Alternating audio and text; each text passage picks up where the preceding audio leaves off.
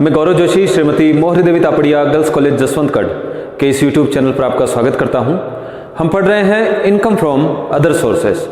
इस चैप्टर का दूसरा क्वेश्चन आज की क्लास में सोल्व करते हैं। क्वेश्चन है, श्री पंकज की गत वर्ष 2019-20 के लिए अन्य साधनों से आय का विवरण निम्नलिखित है। पहला है, Shri Pankaj United commercial bank में संचालक हैं। उन्होंने संचालकों की सभाओं में उपस्थित रहने के बदले 90,000 रुपये संचालक शुल्क के प्राप्त किए। तो इनको श्री पंकज जो है वो एक बैंक में, यूनाइटेड कॉमर्शियल बैंक में संचालक हैं और उनको जो है डायरेक्टर फीस प्राप्त हुई है 90,000 रुपये की। दूसरा है, श्री पंकज एक कुटीर उद्योग चलाना चाहते थे तथा इन्होंने इस कार्य के लिए एक भवन भी 1 जुलाई 2019 को 1,000 रुपये प्रति माह किराए पे लिया। कुटीर उद्योग करना चाहते थे और एक भवन को किराए पे लिया था 1 जुलाई 2019 को 1,000 रुपये प्रति माह पे। सरकार से ऋण न मिलने के कारण इन्होंने अपना इरादा बदल लिया तथा उक्त मकान को एक अन्य व्यक्ति को 1 सितंबर 2019 से 1,800 रुपये प्रति माह की दर से किराए पर उठा दिया। इन्होंने एक भवन किराए पर लिया था और जब ये अपना काम शुरू नहीं कर सके उसमें, तो इन्होंने इस भवन को किसी अन्य व्यक्ति को किराए पर उठा दिया, यानी उप किराएदार हैं ये। तो उप किराएदारी से अगर कोई रकम प्राप्त होती है तो वो अन्य साधनों से आय शीर्षक के अंतर्गत कर योग्य होती है। तीसरा, इन्होंने जनवरी 2019 में यूनिट ट्रस्ट ऑफ इंडिया के कुछ यूनिट्स खरीदे थे। इन यूनिटों पर 16 नवंबर 2019 को उन्हें 13,500 रुपये का लाभांश प्राप्त हुआ। तो यूनिट ट्रस्ट ऑफ इंडिया की यूनिट से अगर लाभांश प्राप्त होता है तो ऐसा लाभांश अन्य साधनों से आय शीर्षक के अंतर्गत कर मुक्त होता है। चौथा, इन्होंने गत वर्ष में बांग्लादेश में चाय के बगीचे लीज पर प्राप्त किए तथा उनको गत वर्ष में इन बगीचों से 4,000 रुपये शुद्ध आय प्राप्त हुई। विदेशी कृषि आय है, बांग्लादेश में लीज पर चाय के बगीचे लिए थे और उनको 4,000 रुपये प्राप्त हुए हैं। तो विदेशी कृषि आय अन्य साधनों से आय शीर्षक के अंतर्गत कर योग्य होती है। पांचवा, उन्होंने 1 जून 2019 को एक बैंक में 2,50,000 रुपये एक स्थायी जमा खाते में 6 माह की अवधि के लिए जमा करवाए थे। तो एक बैंक में FD करवाई, फिक्स डिपॉजिट करवाई थी 2,50,000 रुपये की, और 5 दिसंबर 2019 को उनको बैंक से 2,65,000 रुपये प्राप्त किए। 2,50,000 जमा करवाए थे और 2,65,000 रुपये प्राप्त किए, यानी कि 15,000 रुपये इनको इनकम हुई है, ब्याज के प्राप्त किए हैं। तो जो ब्याज प्राप्त हुआ है वो अन्य साधनों से आय शीर्षक के अंतर्गत कर योग्य होता है। वे लॉयंस क्लब के सदस्य हैं जहां वे हर रविवार को जाते हैं तथा शर्त सहित ताश खेलते हैं। गत वर्ष में कुल मिलाकर ब्रिज में 1,000 रुपये हारे, जबकि रमी में उन्होंने 4,100 रुपये जीते। तो ताश के ये खेल हैं, ब्रिज, रमी, तो कार्ड गेम्स हैं। तो इनको कार्ड गेम से 4,100 रुपये जीते हैं इन्होंने, तो ये अन्य साधनों से आय शीर्षक के अंतर्गत कर योग्य होगा। वे कभी कभी घुड़दौड़ में बाजी लगाते हैं। गत वर्ष में उन्होंने इसमें 1,200 रुपये की हानि उठाई। तो इस प्रकार की हानि की कोई कटौती नहीं दी जाती। अगर घुड़दौड़ से वो पैसे जीतते तो फिर अन्य साधनों से आय शीर्षक के अंतर्गत कर योग्य होता। आठवां है, उन्होंने गत वर्ष में धर्मयुग साप्ताहिक पत्रिका में एक वर्ग पहेली भरकर भेजी। ये आकस्मिक आय है, एक वर्ग पहेली उन्होंने भरकर भेजी है और उनका इसमें द्वितीय स्थान रहा। 1 मई 2019 को 2400 रुपये इनाम के प्राप्त हुए। वर्ग पहेली को डाक से भेजने का व्यय 24 रुपये हुआ। आकस्मिक आय है, 2400 रुपये वर्ग पहेली का इनाम मिला और इस वर्ग पहेली को डाक से भेजने के 24 रुपये खर्च हुए हैं। लेकिन आकस्मिक आय के संबंध में किए गए व्ययों की कटौती नहीं दी जाती, तो 24 रुपये की कटौती नहीं दी जाएगी, जबकि ये 24 रुपये जो इनाम की राशि इनको प्राप्त हुई है वो अन्य साधनों से आय शीर्षक के अंतर्गत कर योग्य होगी। जब आकस्मिक आय 10,000 रुपये से अधिक की प्राप्त होती है तो उस पर उद्गम स्थान पर 30% की कटौती कर ली जाती है।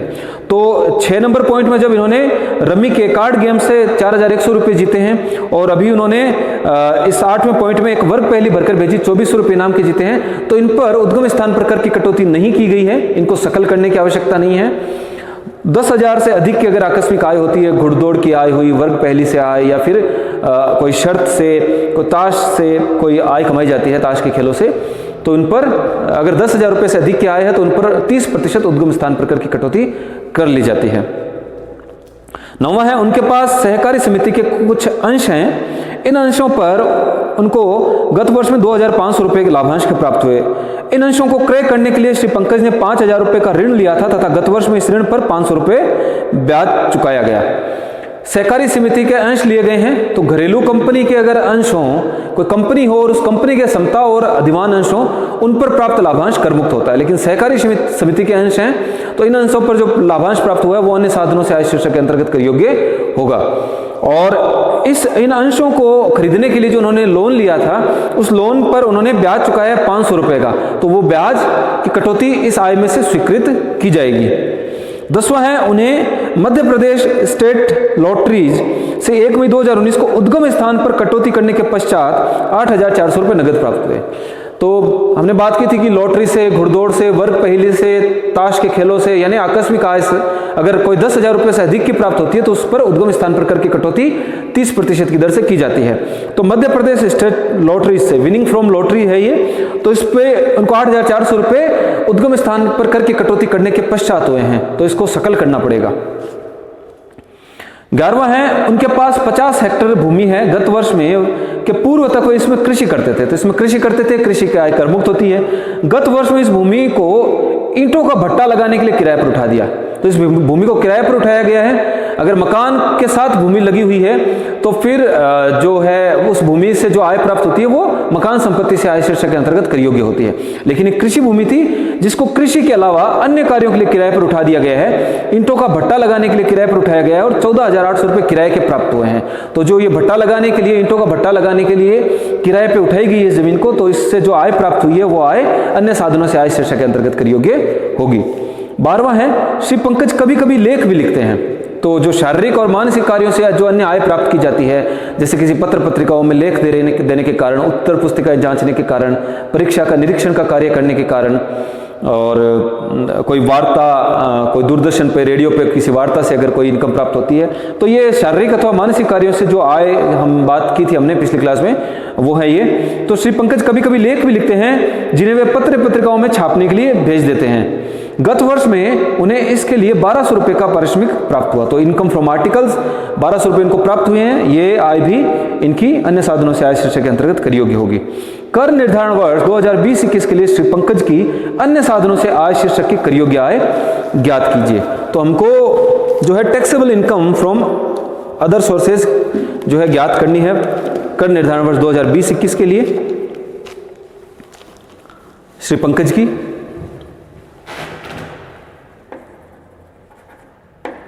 Computation of taxable income from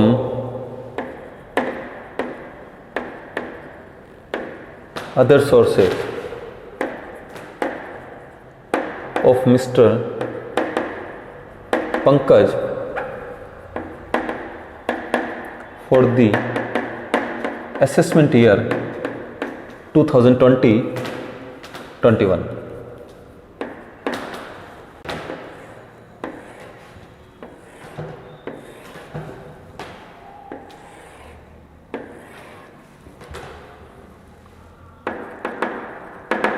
amount,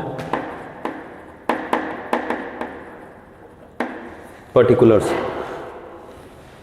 तो इनके आय का विवरण दिया गया है, जिसमें पहला है श्री पंकज यूनाइटेड बैंक में, यूनाइटेड कॉमर्शियल बैंक में संचालक हैं और संचालकों की सभाओं में उपस्थित रहने के कारण के बदले 90,000 रुपये संचालक शुल्क के प्राप्त हुए। तो इनको संचालक शुल्क के 90,000 रुपये प्राप्त हुए हैं।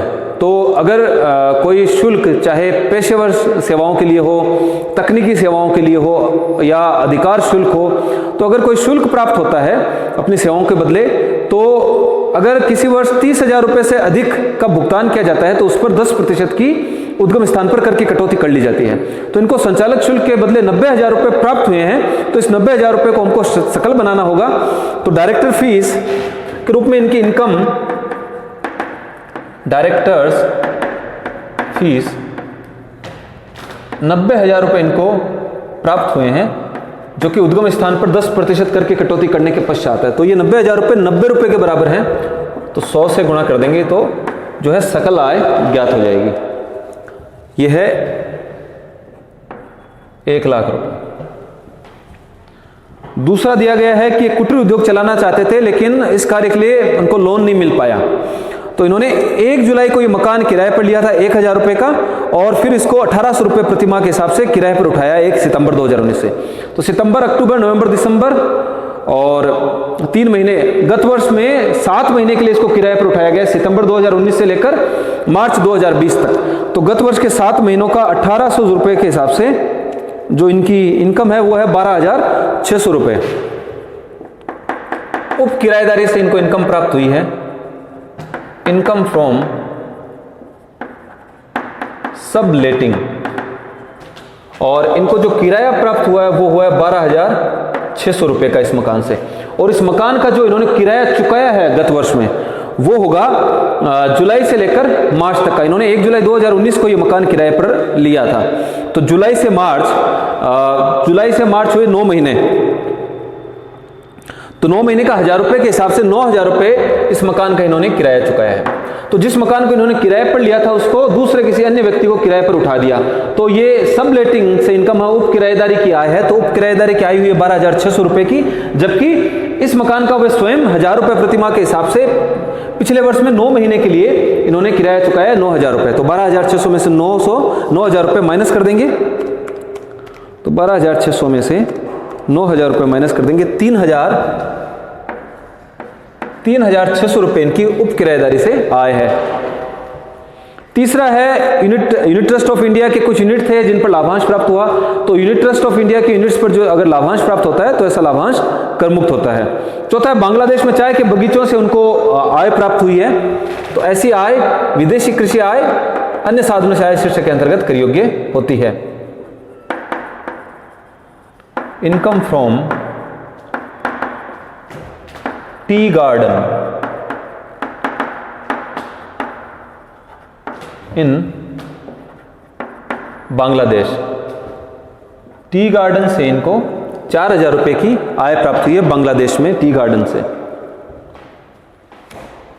पांचवा है उन्होंने 1 जून 2019 को एक बैंक में 2,50,000 रुपये स्थायी जमा खाते में 6 माह की अवधि के लिए जमा करवाए थे।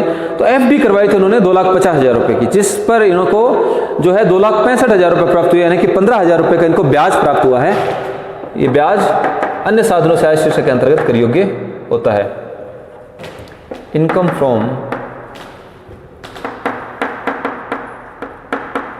इंटरेस्ट ऑन एफडी, 15,000 रुपये का इनको इंटरेस्ट प्राप्त हुआ एफडी पर। लॉयंस क्लब के सदस्य हैं और वहां पर इन्होंने रमी में 4,100 रुपये जीते हैं। तो winning from card games, winning from card games 4,100 रुपये ताश के खेलों से इनको प्राप्त हुए हैं, जीते हैं। सातवां है वे कभी कभी घुड़दौड़ में बाजी लगाते हैं और घुड़दौड़ में बाजी लगाने के कारण उनको 1,200 रुपये की हानि हुई है, जिसकी किसी प्रकार की कटौती नहीं दी जाएगी। आठवां है धर्म युग साप्ताहिक पत्रिका में वर्ग पहली भरकर भेजी और उनको 2,400 रुपये इनाम के प्राप्त हुए। यह आकस्मिक आय है, विनिंग फ्रॉम क्रॉसवर्ड पजल 2,400 रुपये। तो आकस्मिक आय के संबंध में अगर कोई खर्चा किया जाता है तो ऐसा खर्चा कटौती के रूप में स्वीकृत नहीं किया जाता, और जो ये आकस्मिक आय है, अगर आकस्मिक आय 10,000 से अधिक रुपए की प्राप्त होती है तो उस पर उद्गम स्थान पर कर की कटौती की जाती है।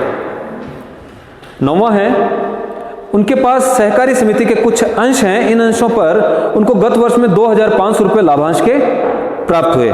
तो सहकारी समिति के अंशों पर अगर लाभांश की प्राप्ति होती है तो ऐसा लाभांश जो है अन्य साधनों से आय शीर्षक के अंतर्गत कर योग्य होता है। तो 2,500 रुपये लाभांश के प्राप्त हुए हैं और इनके संबंध में 5,000 रुपये का ऋण लिया गया था, जिस पर 500 रुपये का ब्याज चुकाया गया है। तो अगर आय कमाने के लिए कोई व्यय किया जाता है तो ऐसे व्यय की कटौती स्वीकृत की जाती है। तो छठा है income from dividend on shares of cooperative society. तो जो सहकारी समिति के अंशों पर इनको लाभांश प्राप्त हुआ है वो लाभांश है 2,500 रुपये का, 2,500 रुपये का लाभांश प्राप्त हुआ है। और इस आय को कमाने के लिए इन्होंने एक लोन लिया था जिस पर इंटरेस्ट चुकाया है, इंटरेस्ट पेड ऑन लोन। इस आय को कमाने के लिए इन्होंने एक ऋण लिया था और उस ऋण पर ब्याज चुकाया 500 रुपए का, तो 2000 रुपए इनकी आय अन्य साधनों से आय शीर्षक के अंतर्गत शामिल की जाएगी। उन्हें Madhya Pradesh lottery, state lottery से 1 मई 2019 को उद्गम स्थान पर कर की कटौती करने के पश्चात 8400 रुपए नगद प्राप्त हुए। तो विनिंग फ्रॉम, इसको सकल करना पड़ेगा,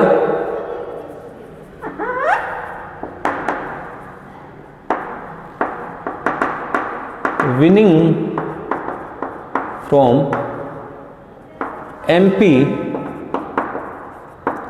स्टेट लॉटरी 8400 रुपए प्राप्त हुए हैं। 10,000 से अधिक अगर आकस्मिक आय प्राप्त होती है तो उस पर 30% की दर से उद्गम स्थान पर कर की कटौती की जाती है। तो ये 8400 रुपए 70 के बराबर हैं, इसको सकल करना पड़ेगा तो 100 से गुणा कर दिया जाएगा। तो 8400 को 70 से भाग लगा के 100 से गुणा कर देंगे, 12,000 रुपए। तो 12,000 रुपए की winning from MP state lottery अन्य साधनों से आय शीर्षक के अंतर्गत कर योग्य होगी। 11वां है, उनके पास 50 हेक्टेयर भूमि है और इस भूमि को पहले वे कृषि में उपयोग करते थे और अब इस भूमि को इन्होंने ईंटों का भट्टा लगाने के लिए किराए पर उठा दिया गया है, जिससे किराए के 14,800 रुपए प्राप्त हुए हैं। तो भूमि को किराए पर उठाया है और भूमि से आय जो है, अगर भूमि से आय प्राप्त होती है वो किसी मकान से जुड़ी हुई नहीं है और इस भूमि को केवल किराए पर उठाया गया है और भूमि को कृषि कार्यों के अलावा किसी अन्य कार्य के लिए किराए पर उठाया जाता है, तो भूमि से आय अन्य साधनों से आय शीर्षक के अंतर्गत कर योग्य होती है। Income from land let out for brick making, ईंटों का भट्टा, ईंटें बनाने के लिए इस जमीन को किराए पर उठाया गया है और जो आय प्राप्त हुई है वो हुई है 14,800 रुपए की। तो 14,800 रुपए टैक्सेबल होंगे। 12वां है, श्री पंकज कभी कभी लेख भी लिखते हैं, तो इन्होंने पत्र पत्रिकाओं में आर्टिकल दिया और इस आर्टिकल के बदले इनको 1200 रुपए पारिश्रमिक प्राप्त हुआ है। यह भी इनके अन्य साधनों से आय शीर्षक के अंतर्गत कर योग्य आय होगी। इनकम फ्रॉम आर्टिकल्स 1200 रुपए जो है पत्र पत्रिकाओं में लेख देने के कारण इनको प्राप्त हुए। सभी का टोटल कर लिया जाएगा। इन सभी इनकम का टोटल कर लें तो 1,03,600, 4,000 प्लस 15,000, 4,100, 2,400, 2,000, 12,000, 14,800 प्लस 1,200, 1,59,100। 1,59,100 रुपए जो है श्री पंकज की, मिस्टर पंकज की taxable income from other sources है। Taxable income from other sources 1,59,100 रुपए। तो आज के लिए इतना ही। मैं आशा करता हूं कि आज की क्लास में हमने जो क्वेश्चन सॉल्व किया है वो आपको अच्छे से समझ में आया होगा। इस वीडियो को लाइक कीजिए, शेयर कीजिए, हमारे YouTube चैनल को सब्सक्राइब कीजिए। धन्यवाद।